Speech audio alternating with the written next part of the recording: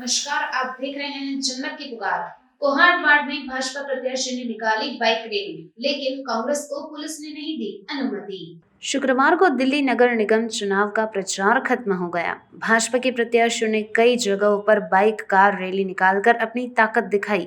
वहीं कांग्रेस पार्टी के उम्मीदवारों को पुलिस ने बाइक रैली की विधिवत अनुमति मांगे जाने पर भी बाइक रैली निकालने की अनुमति नहीं दी। इस कारण कांग्रेसी चिंतित भी दिखे। कुछ ऐसा ही वार्ड नंबर 61 कोहाट से कांग्रेस प्रत्याशी दुष्यंत कौशिक के साथ भी हुआ।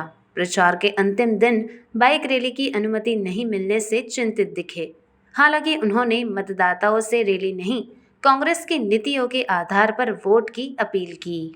अभी मैं मौजूद हूँ कांग्रेस चुनाव कार्यालय कोहाट में, जहाँ से अभी भारतीय जनता पार्टी के पूरा जुलूस रैली निकाल कर जा रहे थे। आपको हाथ भी ला रहे थे, अभिवादन भी कर रहे थे। सर ये इसको जुलूस बोलते हैं क्या? इतने तो सर मेरे साथ पदयात्रा में चलते हैं, जितनी ये जुलूस जिसको जुलूस बताते हैं रैली निकालने, इतने तो मैं पदयात्रा में लेके चलता हूँ। कांग्रेस की अगर परमिशन देते हैं ना कांग्रेस को, इसीलिए तो कांग्रेस को परमिशन नहीं दी, क्योंकि कांग्रेस इनसे 3 गुना ज़्यादा जुलूस चलना था साथ में। इतनी ज़्यादा कांग्रेस का उत्साह था कि जो इनसे 3 गुना ज़्यादा जुलूस, इसीलिए तो कांग्रेस को परमिशन नहीं देने दी इन्होंने। राजा की आपने देखी है, इन दोनों की मिला लेना, इससे दुगनी तो पदयात्रा में मेरे साथ चलते हैं लोग जिनको रैली बताते हैं। इसलिए से देखा जाता है कि कांग्रेस का उत्साह, कांग्रेस जीत रही है यहाँ से, इसलिए कांग्रेस से डर के उन्होंने कांग्रेस की रैली को परमिशन नहीं लेने दी और उसको कैंसिल कर दिया लास्ट टाइम पे आके, क्योंकि उनको पता था कि जुनून वो पूरा जुनून के साथ इनके साथ कांग्रेस के साथ चलेगा, ये हवा के ताश के पत्तों की तरफ उड़ जाएंगे। आपके प्रतिद्वंदी इस न्यूज को देख रहे हैं, क्या मैसेज देना चाहेंगे उनको? सर ये बिना बात चक्कर में पड़े हैं, कांग्रेस की टक्कर में कोई नहीं है। दुष्यंत कौशिक इनसे जीत रहा है। ये दुष्यंत कौशिक के आगे कहीं दोनों के दोनों कैंडिडेट नहीं टिक रहे हैं, खाली अपनी बिना बात का हल्ला उल्ला मचा रहे हैं। जय श्री राम, जय श्री राम। मैं बजरंगबली का भगत हूँ और जय श्री राम तो मैं शुरू में उठते ही बोलता हूँ, ये और कुछ बोलते नहीं। जय श्री राम और मोदी के नाम पे गाना चल रहा है जो भगवान राम को लाए हैं हम। अरे सर भगवान राम तो हमारे दिल में बसते हैं, कोई ला सकता है क्या उनको? भगवान राम को कोई ला सकता है? अरे सर वो सबके दिलों में है, उसको कोई ला सकता है क्या? इंसान कभी भगवान राम को ला सकता है? बता दीजिए मेरे को, अगर इंसान भगवान राम को ला सकता है तो। अरे भगवान राम तो हिंदुस्तान की रग रग में है, दिल दिल में है, उसको कोई ला सकता है कि कहते हैं हम भगवान को? कहाँ से लाए भगवान राम को? ये बता दो ना, कहाँ से लाए भगवान राम को? ये राम तो हमारे दिलों में है, खूनों में है। वो 15 साल से जो उनका शासन था उनकी बात नहीं करते हैं। वो जो राम को लाए हैं उस पर बात करते हैं। अरे सर मैं यही तो पूछना चाहता हूँ, भगवान राम को कोई ला सकता है क्या?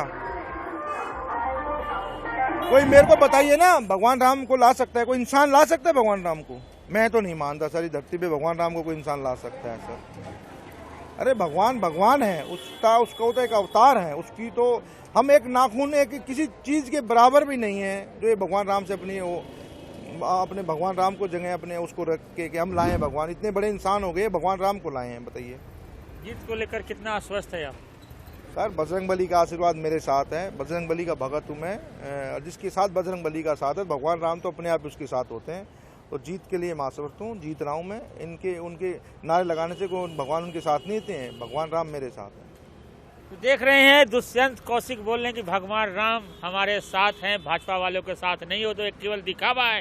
ये तो पता चलेगा 7 तारीख को ही। दुष्यंत कौशिक जी हमारे साथ बैठे हैं। कौशिक साहब, कैसा अनुभव रहा? सर अनुभव क्या रहा, हमें जो प्रचार था, हमने आज प्रचार रोड शो निकालना था, उसकी हमने आज 4 दिन से लगातार परमिशन मांग रहे हैं रोड शो की। अलग अलग उसके अंदर हमने पदयात्रा की परमिशन मांगी, 2-2 घंटे की रोड शो की परमिशन मांगी, बाइक रैली की परमिशन मांगी। दोनों कैंडिडेटों को, दोनों जो मेरे वो खड़े हैं उन दोनों को परमिशन दे दी गई। राजा जी को दे दी गई, रविहंस जी को दे दी, लेकिन हमें नहीं दी गई क्योंकि प्रशासनिक प्रेशर था। ऊपर से कांग्रेस वाले को परमिशन नहीं देनी है, इसलिए उन्होंने हमें परमिशन नहीं दी। क्या रीज़न है? वो बोले कि भाई रूट 2 को दे दिया, 2 को रूट दे दिया। नेशनल पार्टी का कैंडिडेट हूँ मैं, कोई निर्दलीय नहीं हूँ कि जो मेरे लिए रूट ना हो, मेरे लिए कोई परमिशन ना हो। उसके बाद भी उन्होंने परमिशन नहीं दी, लेकिन हमारे हौसले बुलंद हैं और नहीं दी परमिशन, कोई बात नहीं। लेकिन उनको पता है कि भाई ये जीत रहे हैं, इसलिए उन्होंने प्रशासनिक प्रेशर दे के कि भाई ये रोड शो ना निकालें, इनकी जो और थोड़ी बहुत जो कमी है वो दूर हो जाए, इसलिए उन्होंने हमें रोड शो की परमिशन नहीं दी, लेकिन फिर भी हम अपने उस पर अटल हैं और हम जीतेंगे यहाँ से। जो जितना भी जोर लगा ले, जितना भी प्रशासन का जोर दिखा ले, फिर भी हम जीतेंगे। भाजपा के प्रत्याशी अजय रवि हंस जी कांग्रेस से आप हैं और आम आदमी पार्टी से इन राजा को उतारा है। इन राजा जी कहते हैं कि हम अनुभवी हैं, 10 साल तक उन्होंने दावा किया कि 10 साल का अनुभव है उनके पास। आपके पास क्या अनुभव है? सर मेरे पास 3 पीढ़ी का अनुभव है। सुनिए, मेरे पास है 3 पीढ़ी का अनुभव है। मेरे दादाजी समाज सेवी रहे हैं, कांग्रेस पार्टी की चौधरी ब्रह्म प्रकाश जो दिल्ली के पहले मुख्यमंत्री थे, उनके साथ काम किया उन्होंने, एक उसमें रहा है।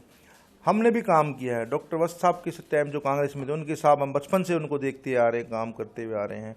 हमने अपने पिताजी के साथ, जैसे ही हम अपनी जवान उसके अंदर आए हैं, अपनी होश संभाला है, हमने अपने पिताजी के साथ हम कांग्रेस के लिए काम करते आ रहे हैं। वो तो 10 साल का बता रहे हैं सर, हमें तो पता नहीं, पैदाइशी से हम इसका राजनीति के अंदर, परिवार के अंदर रहे हैं और हमें तो एक चीज़ का पता है भाई कैसे क्या होता है। वो कहते हैं जी हम आएंगे गायों को के लिए वो बनाए, चिप लगवाएंगे। अरे इससे पहले 8 साल थे, 8 साल में चिप क्यों नहीं लगवाए उन्होंने?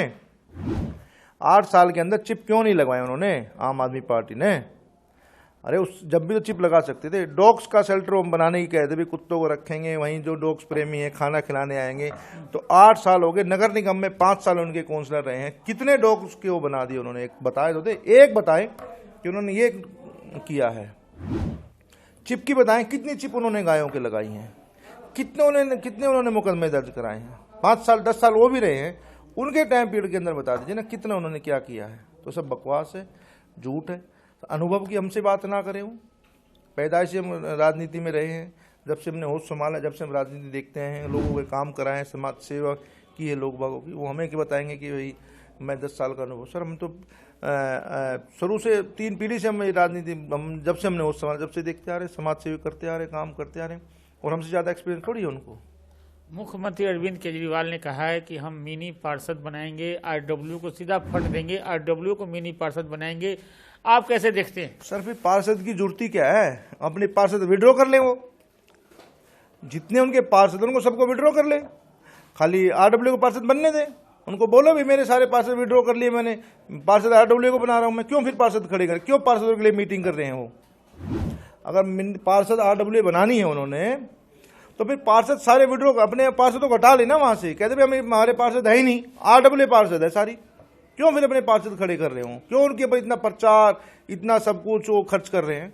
सब बकवास है, झूठ है। कोई आरडब्ल्यू को पार्षद नहीं कोई। अरे आरडब्ल्यू पूछो ना कितना बजट दिया आरडब्ल्यू को उन्होंने, इससे पहले जो उनके काउंसलर रहे हैं उनको कितना बजट दे दिया आरडब्ल्यू वाले को, क्या कर दिया उनके लिए? सर उन्होंने झगड़ा करवा दिया। आपने न्यूज में भी देखा होगा, आरडब्ल्यू वाले झगड़ा करवा रहे हैं कि भैया 7 आदमी कोई भी आरडब्ल्यू बना लेगा और वो ये चंदा लेने आ जाएगा। किस किस को देंगे ये? नहीं, किस किस को देंगे? एक सोसाइटी में 10 आरडब्ल्यू बन जाएंगी, रजिस्टर करा लेंगे, 7 आदमी है, 7 के 7 रजिस्टर करा लिए और उन्होंने बना ली। किस किस को पैसे देंगे सर? ये तो आपस में लड़वाने काम कर रहे हैं और कह रहे हैं मिनी पार्षद हुआ। अरे फिर पार्षद ही क्यों बना रहे हो अपने? तो ये सब बकवास है, कोई उसको टाइम नहीं है, कुछ नहीं है। ये सब लोग बागो इलेक्शन आ गए हैं, झूठे वादे हैं, झूठे करते ही आए हैं। अब इनकी बहकाव में कोई आने वाला नहीं है, जनता समझदार है। दुष्यंत कौशिक जी, आज प्रचार का अंतिम दिन है, अंतिम दौर चल रहा है प्रचार का, आज पड़ाव हो जाएगा। कोहाट के मतदाताओं से क्या अपील करना चाहेंगे? सर पहले तो अपील मेरी यही है कोहाट के मतदाताओं से, जो दोनों पार्टी के कैंडिडेट हैं, आम आदमी और बीजेपी के, क्योंकि पहले भी रहे हैं। एक तरफ ये नहीं कह सकता आम आदमी की हमारा कैंडिडेट नहीं रहा, उसमें श्रीनगर राजा पार्क में उनका कैंडिडेट रहा है, ठीक है। और कोहाट में तो बीजेपी कंटिन्यू 3 साल से 15 साल से है ही कंटिन्यू एकदम। तो 15 साल के अंदर जिस पार्टी का कैंडिडेट रहा हो कोहाट के अंदर, कंटिन्यू रहे हो, उसके अंदर मेरे को नहीं लगता कोई समस्या होनी चाहिए।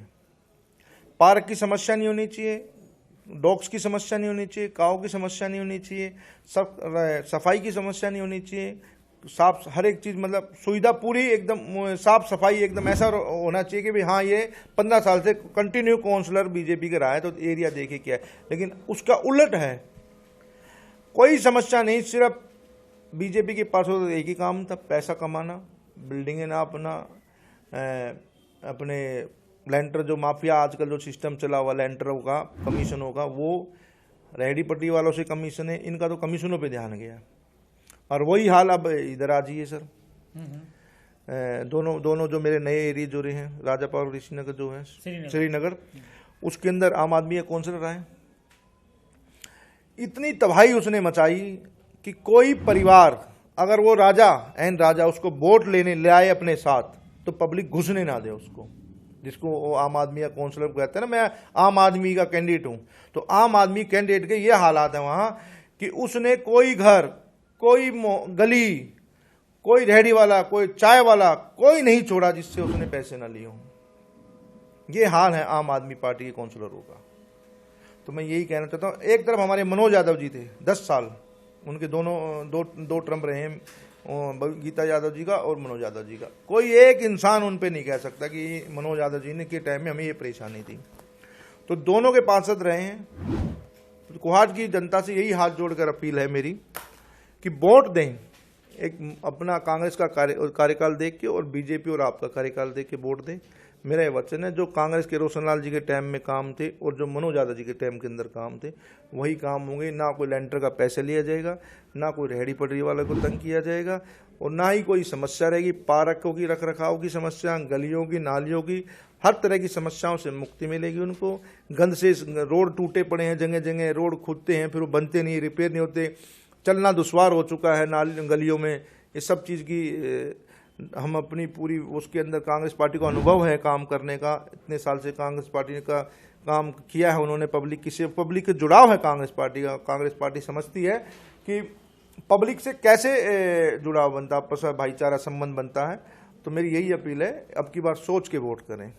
तो अब की बार सोच कर वोट करें, यही अपील कर रहे हैं दुष्यंत कौशिक जो कांग्रेस के प्रत्याशी हैं। मिलते हैं किसी और खबरों के साथ।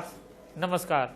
अगर आपने हमारा अभी तक चैनल सब्सक्राइब नहीं किया है तो कृपया चैनल सब्सक्राइब कर लें, लाइक करें, शेयर करें, कमेंट करें। तो मिलते हैं फिर किसी और खबरों के साथ। नमस्कार।